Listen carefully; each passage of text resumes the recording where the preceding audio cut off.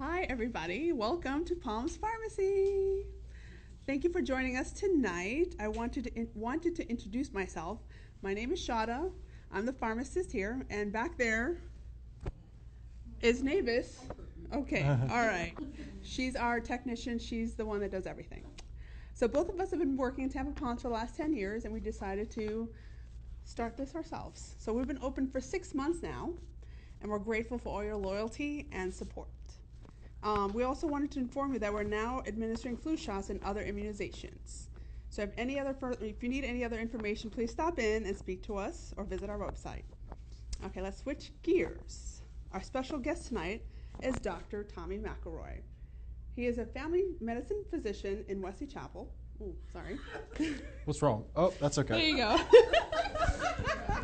He is a Tampa native. I'll hold it. And received his medical degree from USF and has been in practice for 10 years. Echelon-Health is a concierge medicine family practice. Please welcome Dr. Tommy McElroy. Thank you very much, Dr. Chowdhury. And I want to thank you all for coming out tonight for our Healthy Weight Loss talk. And hopefully it's an informative, engaging, and fun and informational talk that will help you achieve some of your goals. If you have goals of weight loss, which I assume that's why you're here. And we want to help you find out what is the healthiest way to do it, but also a fun way to do it in a way that doesn't restrict your life too much. So I want to introduce myself a little bit more. I'm Dr. Tommy McElroy. I'm a concierge medicine physician. Our practice is geared towards individuals who seek to have a very close relationship with their physician. Our patients pay a membership fee, which includes all services and all of our procedures for 1 year. And they also are in touch with us through text messages, email, cell phone.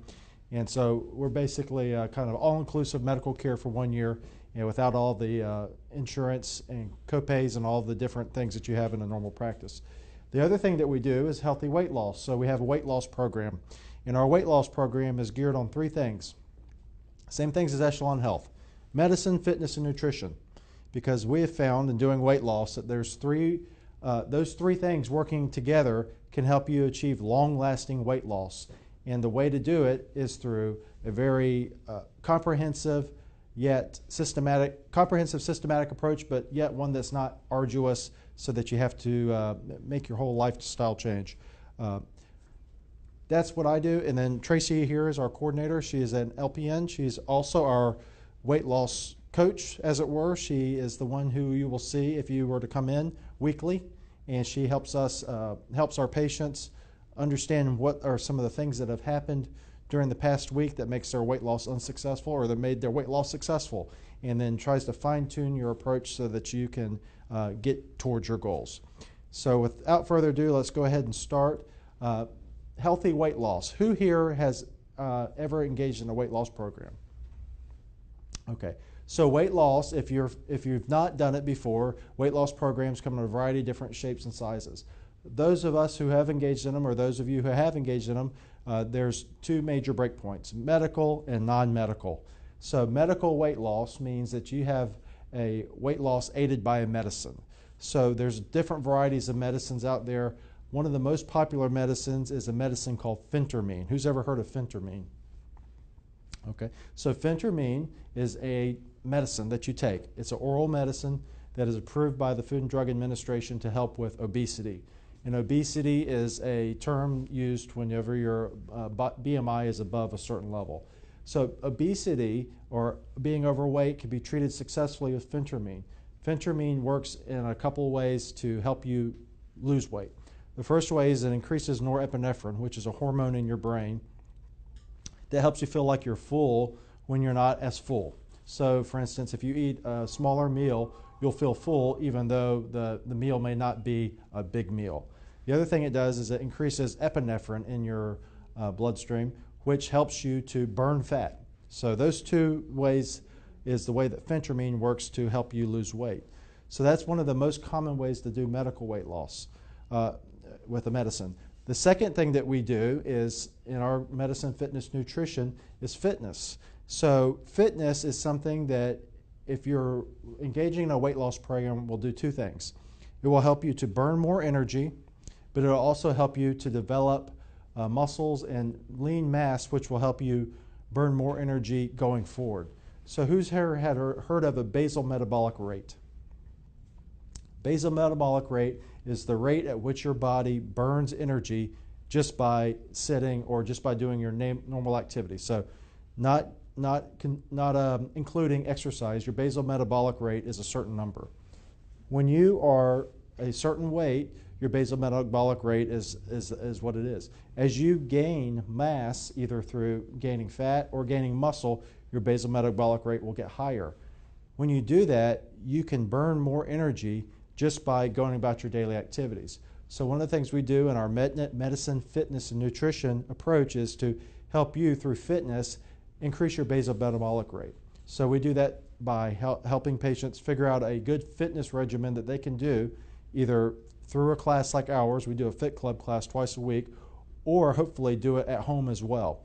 And that way you raise your energy rate, that you raise the amount of energy, or you burn more energy through exercise. But when you're also building muscle, you will burn more energy at rest. So when you are more muscular, when you have more lean muscle, your basal metabolic rate will be high, trying to lose unwanted weight. The other thing is, like I said, is simple carbohydrates versus complex carbohydrates. So who here likes rice? I like rice. Rice is a good thing to eat from a carbohydrate standpoint if you're trying to get energy.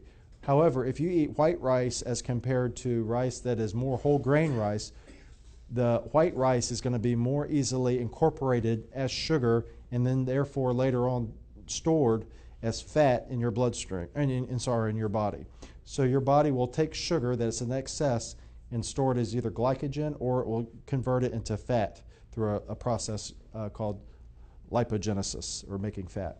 So when you have a simple sugar like rice, the more simple sugars you eat like white rice, the more quickly it's incorporated into your body, the more easily it's converted into fat. So when you're eating carbs, try to eat more complex carbs. Try to eat more whole grains, but try to limit them in general. The other thing that you can do is, back to the Atkins diet, is when you have a diet, the diet has a certain amount of carbohydrates, a certain amount of fats, and a certain amount of proteins, right? In our diets, in American diets, quote unquote, we generally eat mostly carbs. What I advocate for is when you're trying to lose fat is drop your carb rate down. So carbs are generally about 60% of our diets. Drop them down to like 30%. And one of the best ways to do that is using a program. One of the programs we help our patients use, and Tracy helps them, is called MyFitnessPal.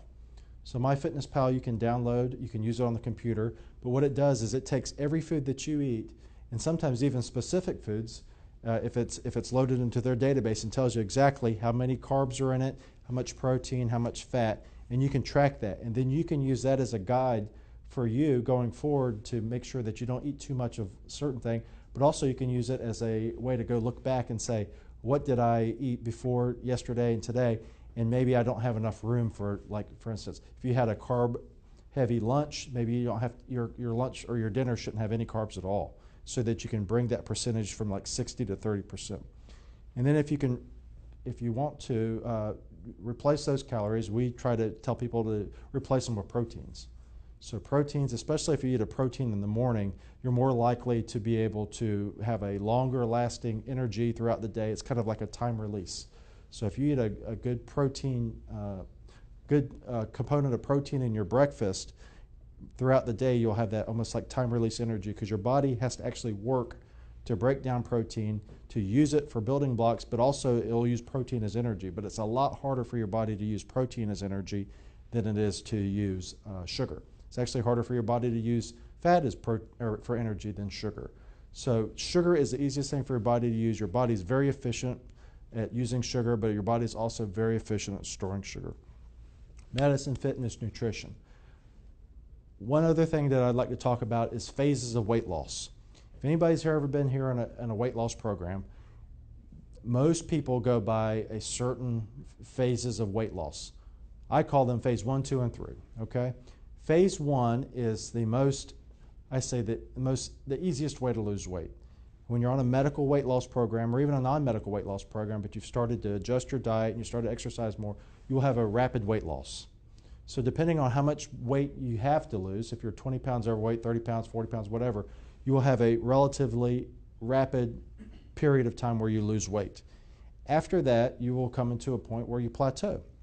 And this is very predictable. So you will come within, let's say, 20 pounds of your goal, 15 pounds of your goal weight. And you can pick your goal weight through different ways, based on your height and what your build is and your family history and things like that. But let's say you get within 20 pounds of your goal, and you were maybe 60 pounds overweight when you started. So you lost 40 pounds. It's very common at that time for you to plateau, okay? And plateau may last for several months. It may last for 6 months. After that plateau, the natural history is for those patients to unintentionally gain weight. So they haven't changed anything. They haven't stopped exercising. They're still exercising the same amount. They're still following a good diet. They haven't fallen off the wagon, and yet they still gain weight. And it becomes very disappointing, because here you got 40 pounds, you got down to your plateau, and then you got stuck, and now you're gaining weight, and it can be very dispiriting. Don't give up at that point, because that point is a natural thing for your body to do. What your body is trying to do is increase your energy expenditure. Your body has lost a lot of weight. It's become accustomed to a new body weight, and it's going to try to lose more weight to get to your ideal goal. If you're not increasing your exercise at that point, your body is going to increase expenditure by doing, guess what? Remember your basal metabolic rate? Your body will increase your basal metabolic rate on its own by making you gain weight, but not gain muscle. Your body will make you gain fat. It's like you're being sabotaged. So that's where you have to be very cognizant of that point. When you get to that plateau, that's where you really have to kick it up. You have to really increase your level of activity, build more muscle to counteract that, because your body will basically go against yourself. So phase 1, lose the weight. Phase 2, normal to plateau. Phase 3 is almost like choose your own adventure part. And if you just continue about your normal thing, your body's going to do what you don't want it to do. It's going to gain weight, trying to increase your energy, basal metabolic rate, and you will get heavier again. So phase 3 is when you have to really increase your exercise, and whether that means increasing your lean mass again, getting more muscle, or increasing your exercise. That's the key. Phase 3 is don't let yourself gain weight. So that's just the basics of it. And now the most important thing for me to do is engage you and answer any questions that you have, because that's what we're here for. Yes, ma'am. What is your opinion on the high-fat diets, like the bulletproof coffee diet, eating avocados? Well, high-fat diets is kind of like the Atkins diet, so high-fat, high-protein. If you, all things considered, let's say all things being neutral. Let's say you don't have a problem with cholesterol, you don't have a problem with heart disease, you don't have a problem with diabetes. Then sometimes it is advantageous to eat a higher fat diet, but eating a diet that's higher in healthy fats. So there's such a thing, and I'm a big advocate of what's called the Mediterranean diet. The Mediterranean diet, if you're familiar, is diets that are rich in omega-3 fats. So fish, fatty fish, olive oil, red wine. Red wine will actually increase your HDL, which is your good cholesterol. So that Mediterranean diet is dynamite for helping you achieve a good body weight, and sometimes even improving your cholesterol by eating, which is amazing. But in general, I say, yes, a higher fat diet, I would rather see someone on a higher fat diet, or a diet that has, if you say, was it low sugar or low fat, it's more important. Like I said, with all those other things being neutral, I'd say low sugar is a better way to achieve a fat loss, is lowering your sugar intake. And it's very easy to do. If you just, the one thing you have to do is, like I said, MyFitnessPal, you can go down and say, look, all these sugar drinks, I'm just going to stop them. Beer is high in sugar. Bread's high in sugar. Rice, high in sugar. And then another thing is, one of the other keys I say, when you're trying to lose weight, anything that comes out of a box, try to avoid. Okay? The reasons why are this. Things that are put in a box, cooked before, and given to you, in order for them to be palatable, have to have things added to them that are lost during the cooking process. Has anybody ever eaten what they call natural grains or anything like that, like natural trail mix? Has anybody ever?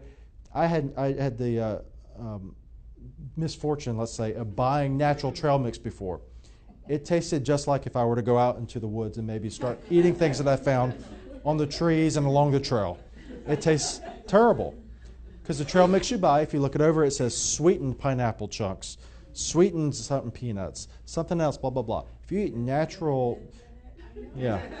So if you eat something like that, then it's going to, so in order for that stuff to be palatable for you in a box, they're going to have to add fat. And so I said before that sugar is the most important thing. Sugar, but also regarding cutting out sugar to lose weight, but also liquid fat. So if you're going to eat fat, let's say you eat a nice steak, marbled steak or ribeye, and then you go home and you're crying because you're like, oh God, what did I do? I just ruined my diet. Well, I can assure you that a lot of that fat was not absorbed. Some of it was, but solid fat has to be broken down by your body, then absorbed. Some of that fat was passed out without ever reaching your bloodstream. However, liquid fat, fats that are impregnated in foods that you buy in a grocery store that's put in a box, those your body very easily incorporates because it's already broken down. So those type of fats your body. But if you eat a nice marbled steak every once in a while, you don't have to worry that, oh, I blew it. So liquid fat, though. Liquid fats are impregnated in fried foods, let's say. Fried chicken. I love fried chicken. Unfortunately, that will make you fat rather than marbled fat. Yes, ma'am. What's your opinion on Truvia, Splenda, all those new sugars and sweeteners that are out? I don't have an opinion that they're bad. I take the opinion that sure, it would be great if everyone just drank the most natural thing there is. However, I am more practical than that. I'm not to say that they're great for you and they're going to make you build strong bones and muscles, but I am not of the mind that they're going to cause you to have cancer. And if all of you in here are now drinking, you're going to have cancer later in your life. I don't know if that's true. I don't believe it's true because a lot of these sweeteners have been around for a long time. Saccharin's been around since World War II. Okay, so or whether they're great for you, I don't know. I don't think they're going to cause cancer like some people say, and I'm one to advocate and say, look, if you want to have a Diet Coke every now and then, and you like the taste of Diet Coke, and you'd rather have that than a regular Coke, then I would say yes, have a Diet Coke instead. That being said, yeah, as much as you can be healthy, but I live on Earth. I live in the real world, so I don't preach that. If that's your thing, if you want to be very diligent about it, the same thing with stopping smoking. Some people are like, well, I want to stop smoking, I'm going to stop smoking cold turkey. I smoke 2 packs a day, I'm going to stop smoking cold turkey. Well, if that's your thing, that's your thing. So if that's your thing is to eliminate all unnatural foods, then do that. But overall, I don't have a problem with it. Just to say, use it in moderation, obviously, and just like everything in life, do your due diligence. Yes, ma'am. She's going to win the prize for getting the basket for most. Yes, ma'am. So I've started a diet. Lifestyle change. Okay. And dairy. Uh-huh. I was told take dairy out. Okay, so the question was about dairy, and she started a lifestyle change, and is dairy good or bad? There are some people that I know that say that dairy is it's fatty, it's got a lot of sugar. Again, I live on Earth. If you like dairy, and dairy is like one of the things that you really enjoy, then everybody loves it. I love cheese. I'm not going to tell people to stop cheese. I think that and that's a good thing about doing a weight loss program, is you can come in and Tracy will talk to the patients and say, look, let's look through your food list. I bet you we can find, if you like dairy, if you don't care about dairy, you could care less, then maybe cut it out. Yeah, sure. But we can find things on your food list that we can trim before we get to those things that are really important to you. I have patients that come in and they say, well, I love beer. Please don't, or they'll tell me, you're not going to tell me to stop drinking beer. I'm like, of course I'm not. Why would I? No, but limit your beer. Don't drink, so much. Switch some red wine here and there. That'd be nice. So craft beers, I'll enjoy craft beer, and I'm not going to tell someone not to enjoy craft beer. That's nonsense. The idea is not to be skinny and miserable. The idea is to be healthy and happy, right? Anybody else? Yes, ma'am. Can you give us a sample of what like a daily someone like myself would eat? Okay. That was on one of your. Actually, why don't I ask Tracy to give you a sample? But you have to come up. I would recommend, when I lost weight, You have to. The people at home have to hear. When I lost weight, I lost about 70 pounds. Okay. So come over here. I lost about 70 pounds, but I counted calories. So I kept myself on a calorie intake of about 12 to 1,500 a day. So I did 1,200 most every day that I did not exercise, and then on the days I did hardcore exercising, I did about 1,500 calories. But I used MyFitnessPal. I did, my protein, it was boiled eggs, generally in the morning. I love about any kind of cheese out there, so I had cheese. For lunch, salad, add some chicken to it, and then I had a sensible dinner. So I did try to have most of my calories morning and afternoon. So. But yeah, calorie restriction is one of the keys. Might Not work for everyone, but not severe calorie restriction to the point of, and okay, so one of the things we advertised on the thing was the HCG diet. Okay? HCG diet. Who here has heard the HCG diet? Okay. Human gonadotropin is the HCG diet. You use this as a hormone that's naturally produced in your body. We don't do it in our practice. The reason why is because very oftentimes that diet is tied to a very restrictive, or that diet includes a very restrictive calorie diet. And that restriction is 500 calories a day. And so I don't feel like that's a healthy diet to have. I feel like 500 calories is to the point of starvation. And certainly if you're on a diet like that, and not to say every HCG diet is like that, but I know there's some of them that are the HCG diet or they have 500 calories, and I don't think that's necessary. If you're 1,000 pounds and then it's a matter of you having heart failure, then surely go on a 500 calorie diet, but nobody in here that pertains to.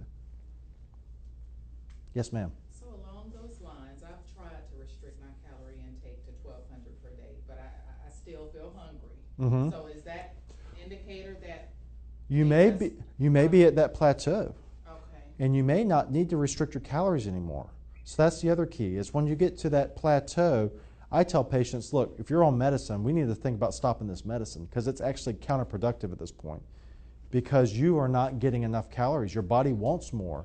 Your body's trying to expend more energy, and so it can actually be counterproductive. So if you've had a calorie reduction, you've had a successful weight loss, and then you feel like your calorie reduction is not working anymore, it may be because you're right, it isn't working. Maybe you need to start increasing your calories because most people aren't going to stay on a 1,200 calorie diet for the rest of their lives. You're going to have to go back to, quote, normal at some point. So once you've achieved that weight loss, then certainly it's reasonable to go back to normal. Yes, ma'am. I had a restricted diet for 2 months. Meal prepped, everything, every meal was laid out for 2 months. I lost 3 pounds. Mm-hmm. How exciting is that? Good job, Sean. It worked out, it did all that. Yay. Did you have any testing done, like blood work and things like that? No. Okay. So the question was, I was on a diet, I lost some weight, but it wasn't as much as I would expect, having given the amount of work I put into it. So there's a couple things there. One, is there any medical issue going on that can be addressed? Vitamin deficiency, somehow your body's not metabolizing. Maybe your body is not metabolizing fat correctly, and so that you're not having successful weight loss because your body's not metabolizing fat correctly. One of the things we do is a vitamin shot that helps you metabolize fat. I'm not saying that's necessarily that, but there's a lot of things, and that's why when you come in or when you're following up with someone, if you can go week by week to say, look at what is this that's maybe off. But it's hard to say because most people who do a successful diet, meaning it's a nutritious diet, will lose weight if their body's burning fat correctly. Yes, ma'am. So I had changed my diet. Mm-hmm. I was told by a dietitian that I do not have enough good fat in my diet. Okay. Apparently I had no fat in my diet. Uh-huh. So I added the bulletproof coffee in the morning Uh-huh. with the coconut oils and everything. My weight started coming off again.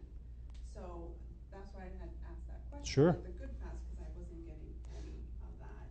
And I was restricting everything. And Mm-hmm. now I started incorporating other foods, and I mean, it's coming off but still not 3 pounds. And the other thing you could do is we use the medicine to jumpstart you, if you qualify. I mean, you have to have a certain BMI in order to qualify, and it's not necessary.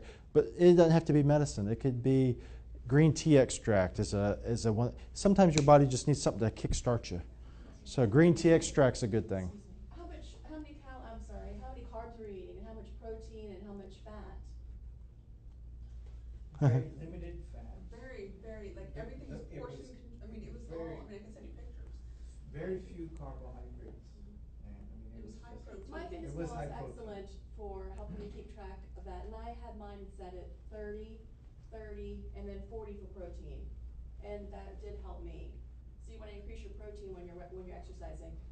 1 gram per pound of body weight? Yeah, if you're To exercising, lose weight and gain muscle. if you're exercising to the point of where you're needing to have repair of muscles, so you're doing a lot of intense exercise like running or lifting or something like that. On those days that you're exercising before and after, on the day of, you should eat 1 gram of protein per pound of body weight on average.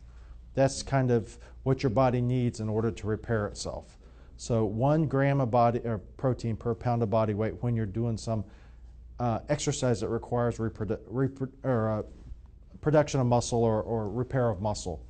And then the other thing is when you're exercising, one of the keys to exercising is to exercise at your target heart rate. So if you want to figure out what your target heart rate is, you take 220, subtract your age, that gives you your max heart rate. Your target heart rate is between 75 and 85% of that range. Is the range of 75 to 85% of your maximum heart rate. So 220 minus your age, and then take that number as your maximum heart rate, and then 75 to 85% of that is your target heart rate. If you exercise in that range for 20 to 30 minutes a day, majority of the days of the week, you'll be doing yourself a world of good. And then also that's when you'll see, like I said, if you're at that plateau and you aren't doing that already, then you'll start to reverse that trend. The other thing about exercise is when you're exercising in your target heart rate, when you go past 20 minutes, 25 minutes, you have burned almost all of your stored sugar and sugar in your bloodstream. So guess what happens then? You're burning fat. Congratulations. Yes, that's when you're in that zone. So burn the fat, get to that point, and then burn as much as you can. Exactly right. Yes, ma'am. How much does your program cost? Our program is $259 to start, and then $159 per month ongoing. That includes 4 office visits a year, plus your first physical, plus EKG, plus blood work. That's for the weight loss program. Plus 4 MIC injections. Plus 4 MIC injections and Fit Club. So Fit Club is twice a week. So that's a lot of exercising, is a lot of stuff. Some people don't need that. All they need to do is come to Fit Club. And if you want to just come to Fit Club, that's only $20 a month. And that's for 8 classes. But in order to be eligible for medical weight loss, meaning you're getting medication, you have to have a BMI above 30, I believe, or a BMI of 27 plus a medical problem. But you're always welcome to join the program and go through all those things without the medication. But in order to get medication, then that's the guidelines. And I don't think it would work if you were less than that anyway. How do you determine the BMI? The BMI is your height times or divided by your weight divided by your height in meters squared, I believe. So it's kilograms per meter squared. So your kilograms of your body weight divided by your height in meters squared. I believe that's BMI. And it gives you a rough estimate of what's considered obese, but it really overestimates obesity for people who have muscle. So if by that definition every player in NFL is obese, which obviously isn't true. And you can do a BMI calculator. Just pull up BMI calculator, plug in your height, plug in your weight, and it will give you a BMI. What are the MIC injections? So a MIC injection is methionine, inositol, and choline, which are stimulants. They stimulate your body. They're also, methionine is more of a stimulant. Inositol and choline are vitamins which help your body metabolize fat and sugar. And then in our shot, it also has B6 and B12. And those also help metabolize fat and sugar. So MIC combo is a injectable vitamin shot along with an amino acid that helps your body metabolize fat and sugar. It also helps a little bit with energy, and it also helps with postmenopausal symptoms that some women have. Okay, so shot requiring a needle. Is there any way to? There is an oral. There is an oral form. We've never used it. I've never used it, but there is an oral one. I've never used it. The thing about B vitamins is they tend to be poorly absorbed by the body orally, but it is a shot weekly. We give them weekly. We give them every week. They do give you a little energy. It does hurt a little bit though. Just a little. Not too bad. But I get it every week. Well, thank you all for coming, and I am here, but I thank you all for your attention, and we're all here for your questions if you need us. And please, I think we have a special for the vitamins today. That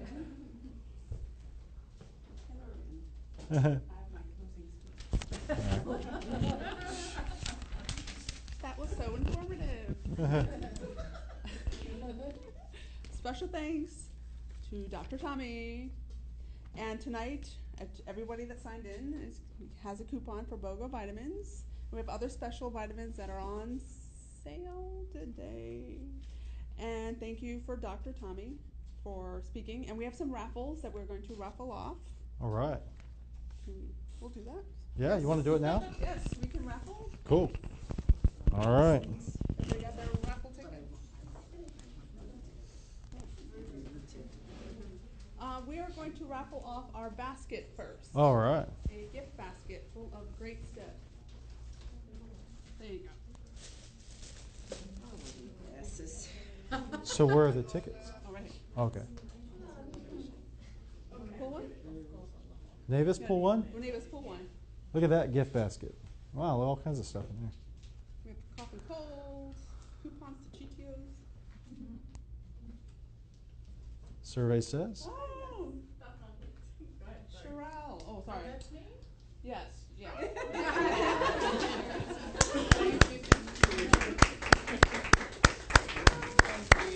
There's an injection in there. Yeah. And we have another basket. We have two.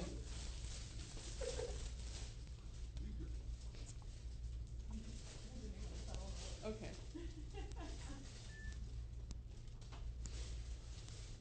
Rosa? Yes, all along. All right.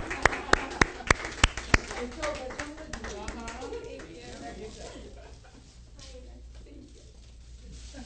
You want to do yours? Sure.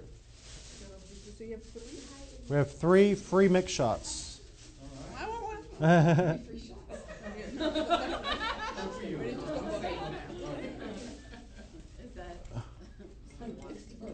All right. Roberta Greathouse. Hey. Lisa Roma. And finally, Juan Tran. Is that right? Oh, you get the mix shot. There you go. Well, thank you very much, everybody. Oh, one more. We have one more. Oh, it's the hotel. Our hotel stay. Ooh. 2-night in Kissimmee. Oh, my goodness. Thank you to Lisa Moore for donating this. Thank you, Lisa. Thank you, Hampton Inn. Thank you, Hampton Inn. And which Hampton Inn is this? This is in Kissimmee. Kissimmee. Kathy. All right. All right. Thank you, everybody.